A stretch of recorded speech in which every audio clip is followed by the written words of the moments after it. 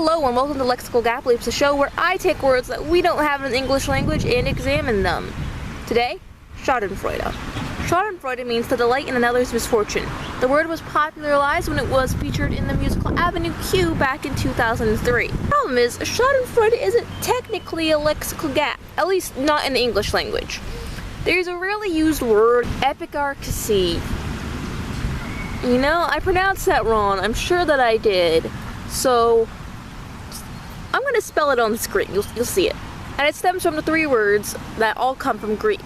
Epi, which means upon, Kyra, which means joy, and Kekon, which means evil. Also, I don't speak Greek. So, I probably pronounced those wrong too. So, sorry. But nobody ever uses that word. So, we're just going to ignore it for the rest of this video and just know that there's a word for it in English. And, you know, maybe pull it out when you need to impress people with your amazing linguistic abilities. That probably won't happen for a while though, so let's just focus on German, which I happen to actually know. Aside from English. I just speak that. I don't actually know anything about it. Schadenfreude can be broken down into two words, Schaden and Freude. Schaden is a verb which means to harm, injure, or damage. And Freude is the word for happiness and joy. So, you know, the words actually do make sense very well together. German's good like that. And for some reason, we are obsessed with this emotion. And that could be for a lot of reasons. One thing I've noticed is that Schadenfreude often takes place in the arbitrary. The slight misfortunes of others that they themselves will probably forget in a short while anyways. It's like classical physical comedy, for example. A man slips on a banana peel, a kid runs into a glass door. See, the empathy in our brain seems to override Schadenfreude when it comes to more serious or permanent situations. But that doesn't actually explain why we experience this sadistic sort of happiness. According to research, it's because Schadenfreude is kind of a way of self-affirmation. Let's say you know someone who's just an excellent student, far better than you, and they just seem to pull everything off effortlessly. But they get word that they did pretty badly on a test, and that's kind of nice. That's for a couple reasons. That you feel good with their failure, however slight and unimportant it might be to your life. One possibility is that you see them as a threat, and them doing poorly reflects well for you because you're seeing as going up in the competition of intelligence. Which is totally how school is. We're pitted against each other, but that is another problem entirely, so I'm gonna stop talking about it. Another thing is it's a way of reaffirming yourself that other people make mistakes and are human.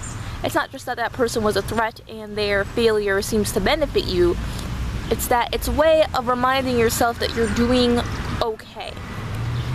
The self-affirmation thing works better when supposedly low self-esteem. Some research has shown that people with low self-esteem are more likely to experience Schadenfreude. We often use the misfortune of others to feel better about ourselves. That explains why it happens, but how does it happen? Well, that has to do with our brains, which are very complicated things, and I don't entirely understand neuroscience, but here's what I do. Our brains are built to find mistakes. So let's take a typo on the internet, bad grammar, a show on, like, Your Grammar Sucks on Jack's Films. When we see someone else's mistakes on shows like Your Grammar Sucks, where the screencasts are just a slaughtering of the English language, well, we experience pleasure. It's funny, it's enjoyable, it's common. This is a self-affirmation. We're reminding ourselves that people are in fact humans who make mistakes, and it's not just us who can't get things together in the world. It's affirmation that perhaps you are superior in your vast knowledge of the English language, or maybe that, you know, your mistakes aren't too terrible. But Schadenfreude is a highly specific emotion.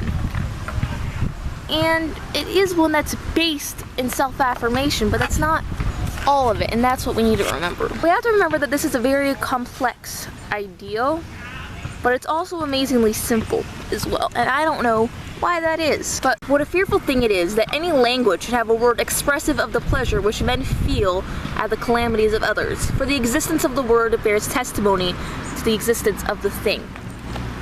Which is very honest. And what does it say about us that we experience Schadenfreude? It's a very, very human thing. It's a very normal thing to experience this joy at others' misfortune, but is it good? Question, if you wouldn't mind answering in the comments, when was the last time you experienced Schadenfreude?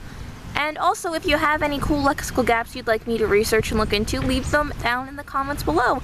And I will get on looking up that word and figuring out more about it. Anyways, hope you're all having a great day. Once again, sorry for not uploading in a while and taking that break. But I will see you all later. Bye.